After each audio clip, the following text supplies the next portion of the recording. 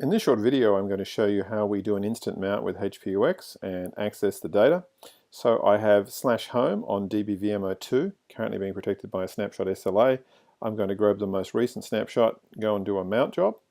Now, just to make it more obvious, what I'll do is I'll actually mount this to a different server and use a different mount point. So rather than mounting it back to the host that made it, I'm going to mount it to DBVM01, my other HPUX server.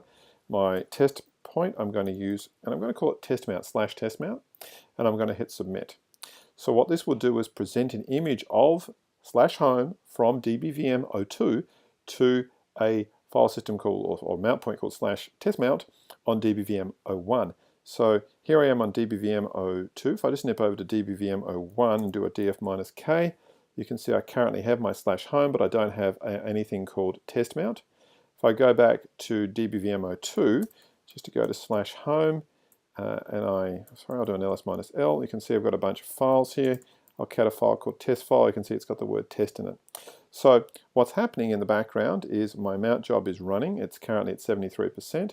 Once that mount job completes, then I will be able to actually see a new mount called test file, or test mount, which doesn't exist right now. Let's see if it's popped up yet. Look, there it is, test mount. So that didn't exist before. We're going to change directory to it, go and actually have a look at, if I go and type it correctly, change directory to test mount, to an ls-l, there we go, cat test file. It's got the word test in it. So we know that we've done a mount from /home on DBVM02 and presented it to test mount on DBVM01, and thus we've achieved instant mount, and that mount job ran in about 40 seconds. There we go, 44 seconds.